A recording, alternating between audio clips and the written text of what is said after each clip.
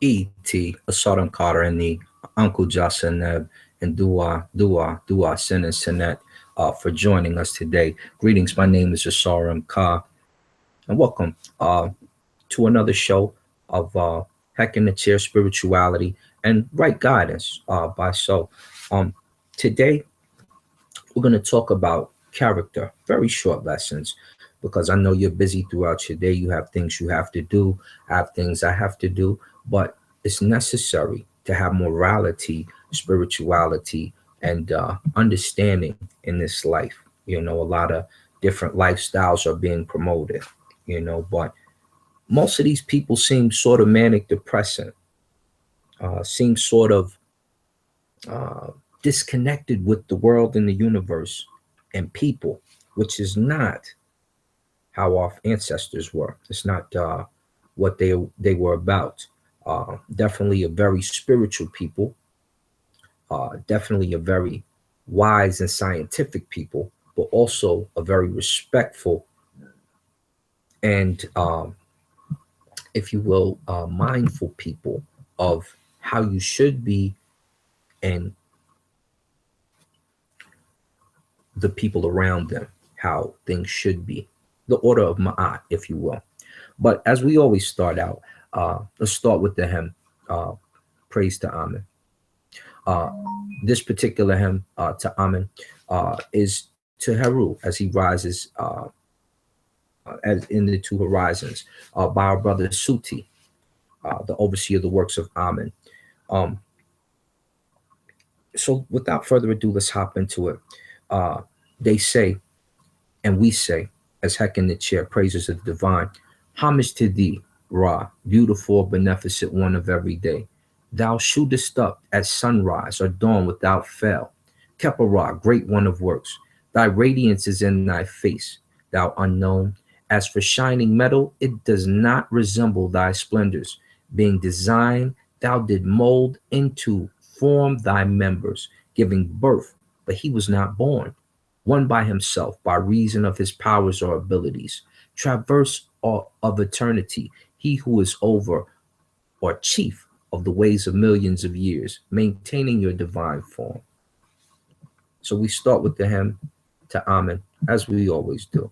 But let's hop into the character and how you should treat people and how you should have respect for your elders, um, those around you, and even your family life, your wife or whomever.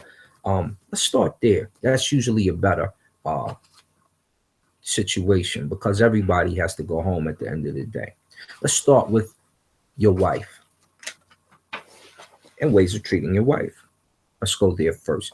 We start Patahatep, Maxim 21, and I'll read right from the book. If you are a man of quality, found your home with passion, marry a woman according to the law. Fill her belly, put clothes on her back. Oil will be a remedy for her body. Care for the heart as long as you live. She is the fertile earth, useful to her master. Do not enter into judicial conflict with her, and do not let her unfold the power of her temper. It is her eye that spreads the tempest when it looks. To act well is to make her stay in your house. If you reject her, the waters come. Feminine energy is what she gives to her arms. What she asks is that a channel be created for her. So create a channel for your wife.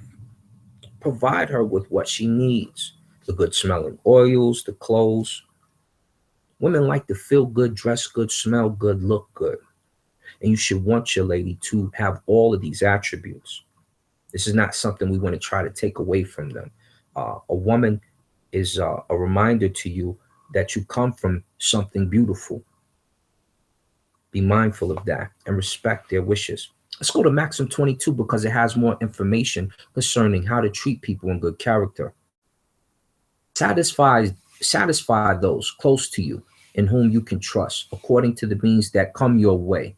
Such is the destiny that nature favors. As for the one who fails continuously to satisfy his near and dear ones in whom he trusts, people will say, it is a Ka that is too satisfied with himself. What happens in the future is unknown, even for the one who has an intuition about tomorrow. It is true. It is a true creative power, the creative power of one, of the just one, that gladdens us. Let me say that again. It is a true creative power, the creative power of the just one that gladdens us. If events worthy of praise present themselves, the ones close to you say, welcome. One does not seek consolation at the quay. One does not seek solace with a stranger. One seeks it near or near and dear ones when misfortune strikes. It is those close to us that we turn when the need occurs, basically. But even bigger than that, it's telling you that uh, when you don't assist your family, when you don't look out for those closest to you, those near and dear, it's like this is a guy that is too satisfied with himself, too boastful of who he thinks he is. This is one too, uh, you know, conceited. That's the word they usually call you. They call you conceited.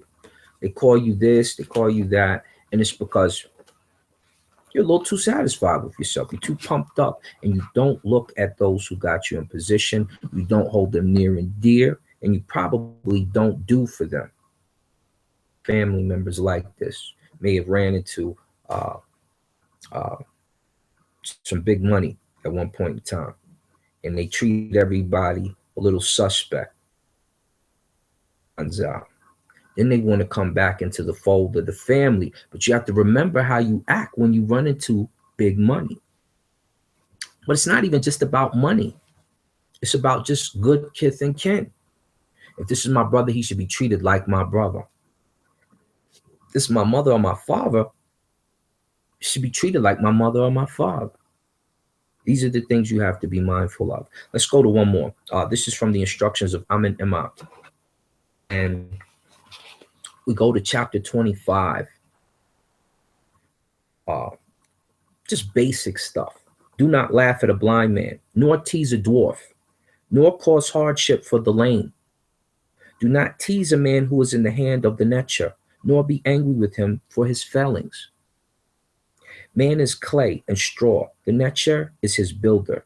He tears down. He builds up daily. He makes 1,000 poor by his will. He makes 1,000 men into chiefs when he, the netcher, is in his hour of life. So these are things that we should definitely remember and be mindful of. What else? One more. Do not revile one older than you. It's for the elders. Okay, how you should treat your elders. This is chapter 27. Do not revile an elder. Do not revile one older than you, for he has seen Ra before you. Let him not report you to the Aten at his rising, saying, a youth has reviled an old man. Very painful before Ra is a youth who reviles an elder. Let him beat you while your hand is on your chest. Let him revile you while you are silent.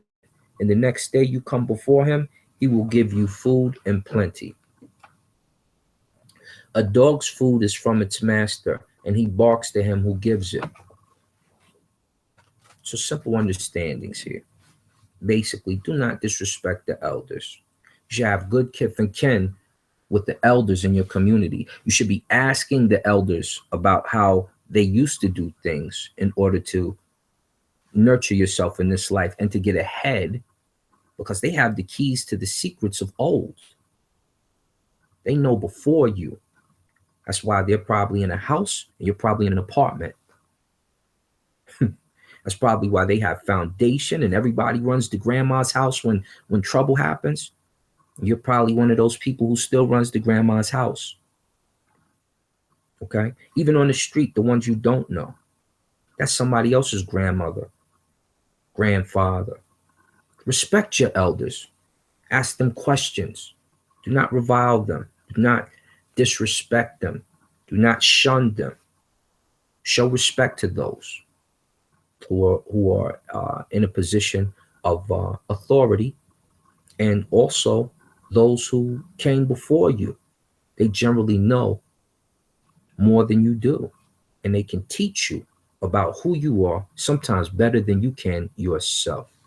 With that said, dua for listening. Uncle Josh and Neb, life, strength, and health. And we'll see you soon.